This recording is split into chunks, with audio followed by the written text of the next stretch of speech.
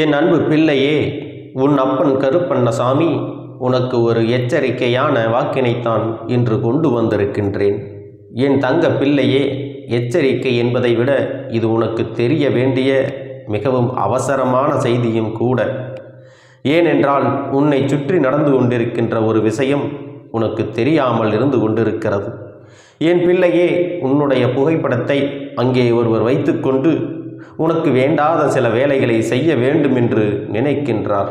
என் குழந்தையே, நான் சொன்னவுடன் முதலில் பயப்படுவதை நிறுத்தி எத்தனை வேகமாக இந்த விஷயத்தை உன்னிடத்தில் சொல்ல வேண்டும் என்று வந்திருக்கிறேன் என்று நீ கவனிக்க வேண்டும். உன் அப்பன் காரணமில்லாமல் எதையும் செய்யவில்லை. மாறாக அந்த பிரச்சனையை தீர்க்காமல் உன்னிடத்தில் வந்து நேரம் கடத்தி கொண்டும் இருக்கவில்லை. அது என்ன விஷயம்? யார் உன்னிடத்தில் இது போன்ற செயலை செய்ய முயற்சி செய்து கொண்டிருக்கிறார்கள்? உன்னுடைய புகைப்படத்தை வைத்து கொண்டிருப்பவர் யார் என்பதையும் உனக்கு நான் இப்பொழுது சொல்லிவிடுகின்றேன். என் தங்கமே, நான் சொல்கின்ற விஷயத்தை வைத்து நீயே புரிந்து கொள்ளலாம். அவர்கள் உனக்கு செய்ய நினைத்தது நல்லதா கெட்டதா என்று. குழந்தையே, முதலில் நீ ஒரு விஷயத்தை யோசித்தாயா? உன்னுடைய புகைப்படம் உன்னை விட்டு வேறு யார் கைக்கு சென்றது என்று? உன்னுடைய புகைப்படத்தை வைத்துக் கொள்கின்ற அளவிற்கு நெருக்கமான உறவு யார் இருக்கிறார்கள் என்று? என் தங்கமே, அப்படி உனக்கு மிகவும் நெருக்கமான ஒருவர் இருக்கிறார் என்றால் அவரிடத்தில்தான் உன்னுடைய புகைப்படம் இருக்கிறது என்பதை உன்னால் உறுதி செய்ய முடியும். அந்த நபர்தான் என் தங்கமே உனக்கு மிகவும் நெருக்கமான ஒருவர். உன்னுடைய வாழ்க்கையில் உன்னுடைய கஷ்டங்களை எல்லாம் பகிர்ந்து கொண்ட ஒருவர். உன்னுடைய அனைத்து சந்தோஷங்களிலும் உனக்கு உறுதுணையாக இருந்தவர். இப்பொழுது உன்னை விட்டு சில தூரங்கள் தள்ளி இருந்து கொண்டிருக்கிறார். அப்படியானால் அவர் உன்னுடைய புகைப்படத்தை வைத்து உனக்கு வேண்டாத வேலைகளை செய்யக்கூடியவர் தானா என்று கேட்டால் நிச்சயமாக கிடையாது என் தங்கமே. மாறாக அவர் அங்கு உனக்கு என்ன செய்து கொண்டிருக்கிறார் தெரியுமா? என் அன்பு பிள்ளையே, உன்னுடைய புகைப்படத்தை பார்த்து அங்கே கண்ணீர் சிந்திக் கொண்டிருக்கிறார். அந்த கண்ணீருக்கு காரணம் என்ன தெரியுமா? அவர் உன் மீது கொண்டிருந்த அந்த உண்மையான அன்பு. என் குழந்தையே, இது போன்ற சில நேரங்களில் வாழ்க்கையில் தவிர்க்க முடியாத சில சந்தர்ப்ப சூழ்நிலைகள் ஏற்படும் போது ஒருவர் மீது ஒருவருக்கு அளவு கடந்த அன்பு இருக்கும். ஒருவரை விட்டு ஒருவர் பிரிந்து செல்லவே முடியாத மனநிலை இருக்கும். ஆனால் காலத்தின் கட்டாயம் இருவரையும் பிரித்து வைத்து வேடிக்கை பார்க்கும். அதுபோன்ற ஒரு சூழ்நிலையில்தான் இன்று உன் வாழ்க்கையில் ஏற்பட்டிருக்கிறது.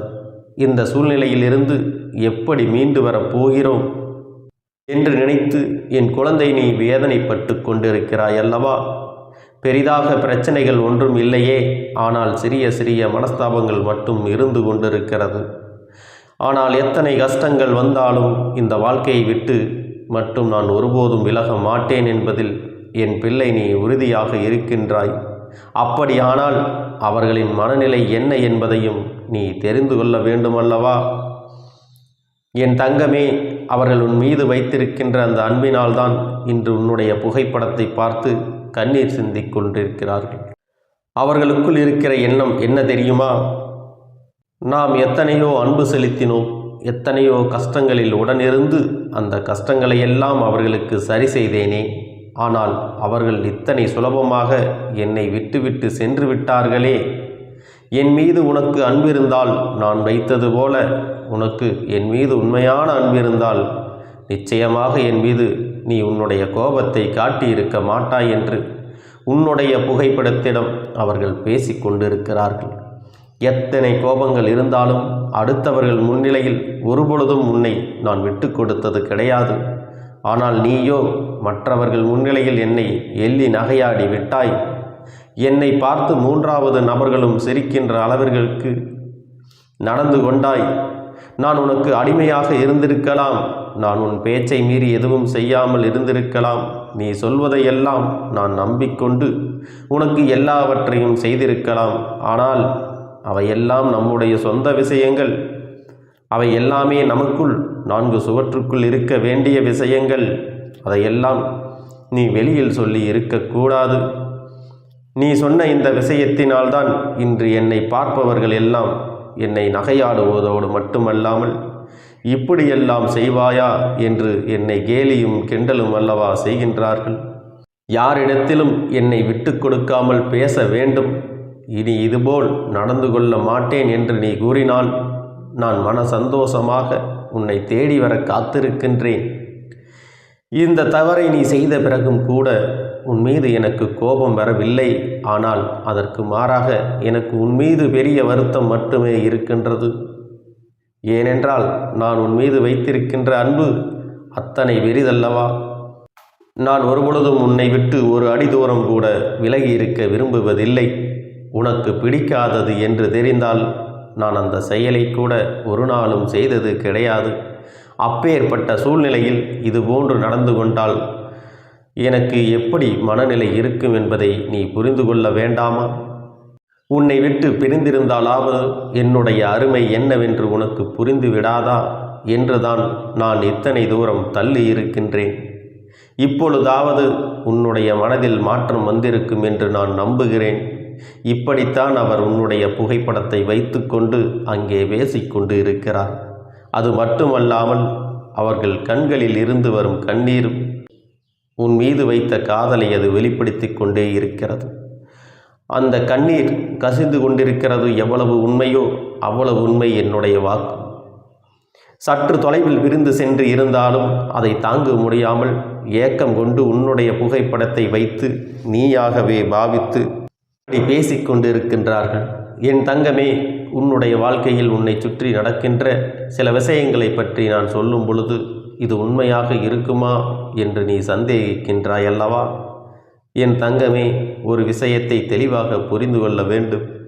இந்த சூழ்நிலை இப்பொழுது உன் வாழ்க்கை இருக்குமானால் உன்னுடைய உறவு உன் மீது உயிரையே வைத்திருக்கும். அவர்களை அடுத்தவர்கள் முன்னிலையில் நீ அவசரப்பட்டு அவமானப்படுத்தி இருப்பாய். ஆனால் அப்பன் சொல்வதை நீ வேண்டுமென்றே செய்யவில்லை. தெரியாமல் அவசரப்பட்டு அடுத்தவர்கள் முன்னிலையில் அவர்களை நீ அவமானப்படுத்தி விட்டாயானால் அதற்கு நீ வருந்தவும் செய்திருப்பாய். உடனடியாக அதனை அவர்களால் ஏற்றுக்கொள்ள முடியவில்லை. இப்பேற்பட்ட சூழ்நிலை உன் வாழ்க்கையில் ஏற்பட்டு இருக்குமானால் என் குழந்தையே, இந்த அப்பனின் வாக்கு உனக்கானதுதான். இந்த வாக்கு சொல்கின்ற விஷயத்தை நீ சாதாரணமாக எடுத்துக்கொள்ளக்கூடாது. உன்னுடைய வாழ்க்கைக்கானது என்பதை நீ புரிந்து கொள்வாய். என் தங்கமே, இன்று இல்லை என்றாலும் ஒரு நாள் உன்னுடைய வாழ்க்கையில் இதுபோன்ற சூழ்நிலை உருவாகும் காரணங்கள் நிறைய இருக்கின்றது. அப்பனே, எனக்கு இப்படி நடக்கவில்லையே என்று நீ நினைப்பாய். ஆனால் இதுபோன்ற உன் வாழ்க்கையில் நடக்காமல் நீ பார்த்து கொள்ள வேண்டும். என் குழந்தையே, எப்பொழுதும் தன்னுடைய உயிருக்கு உயிரான ஒரு உறவு தான் சொல்வதையெல்லாம் செய்கிறார்கள். சொல்வதையெல்லாம் ஒரு நிமிடம் கூட எதிர்த்து பேசாமல் செய்கிறார்கள் என்பதற்காக அவர்களை அடுத்தவர்கள் முன்னிலையில் விட்டு கொடுத்து பேசிவிடக்கூடாது. அவர்கள் மதிப்பை மற்றவர்கள் முன்னிலையில் குறைத்துவிடக்கூடாது. இதில் எப்பொழுதுமே நீ கவனமாக இருக்க வேண்டும்.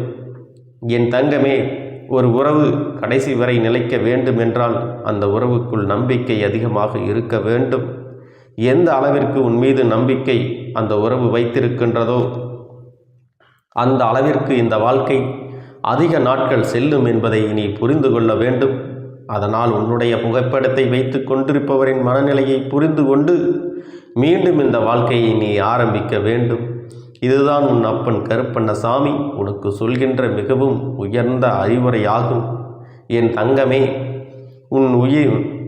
உன் மீது உயிரையே வைத்திருக்கின்ற அந்த உறவை ஒருபொழுதும் நீ இழந்து விடாதே. பிறகு எத்தனை அன்பான உறவு கிடைத்தாலும் ஒரு நாள் இவர்கள் இல்லையே என்று நீ வருத்தப்படுகின்ற சூழ்நிலை நிச்சயமாக வந்து சேரும். என் அன்பு பிள்ளையே, இந்த கருப்பண்ணசாமியின் ஆசிர்வாதங்களும் அன்பும் துணையும் உனக்கு என்றென்றைக்கும் முழுமையாக கிடைத்து கொண்டே இருக்கும் என்பதை நீ மறந்து விடாதே. இதுபோன்ற சூழ்நிலை உருவாகும் காரணங்கள் நிறைய இருக்கின்றது. அப்பனே, எனக்கு இப்படி நடக்கவில்லையே என்று நீ நினைப்பாய். ஆனால் இதுபோன்ற உன் வாழ்க்கையில் நடக்காமல் நீ பார்த்து கொள்ள வேண்டும். என் குழந்தையே, எப்பொழுதும் தன்னுடைய உயிருக்கு உயிரான ஒரு உறவு தான் சொல்வதையெல்லாம் செய்கிறார்கள். சொல்வதையெல்லாம் ஒரு நிமிடம் கூட எதிர்த்து பேசாமல் செய்கிறார்கள் என்பதற்காக அவர்களை அடுத்தவர்கள் முன்னிலையில் விட்டு கொடுத்து பேசிவிடக்கூடாது. அவர்கள் மதிப்பை மற்றவர்கள் முன்னிலையில் குறைத்துவிடக்கூடாது. இதில் எப்பொழுதுமே நீ கவனமாக இருக்க வேண்டும். என் தங்கமே, ஒரு உறவு கடைசி வரை நிலைக்க வேண்டும் என்றால் அந்த உறவுக்குள் நம்பிக்கை அதிகமாக இருக்க வேண்டும். எந்த அளவிற்கு உன் மீது நம்பிக்கை அந்த உறவு வைத்திருக்கின்றதோ அந்த அளவிற்கு இந்த வாழ்க்கை அதிக நாட்கள் செல்லும் என்பதை நீ புரிந்து கொள்ள வேண்டும். அதனால் உன்னுடைய புகைப்படத்தை வைத்து கொண்டிருப்பவரின் மனநிலையை புரிந்து கொண்டு மீண்டும் இந்த வாழ்க்கையை நீ ஆரம்பிக்க வேண்டும். இதுதான் உன் அப்பன் கருப்பண்ணசாமி உனக்கு சொல்கின்ற மிகவும் உயர்ந்த அறிவுரையாகும். என் தங்கமே, உன் மீது உயிரையே வைத்திருக்கின்ற அந்த உறவை ஒருபொழுதும் நீ இழந்து விடாதே. பிறகு எத்தனை அன்பான உறவு கிடைத்தாலும் ஒரு நாள் இவர்கள் இல்லையே என்று நீ வருத்தப்படுகின்ற சூழ்நிலை நிச்சயமாக வந்து சேரும். என் அன்பு பிள்ளையே, இந்த கருப்பண்ணசாமியின் ஆசிர்வாதங்களும் அன்பும் துணையும் உனக்கு என்றென்றைக்கும் முழுமையாக கிடைத்து கொண்டே இருக்கும் என்பதை நீ மறந்து விடாதே.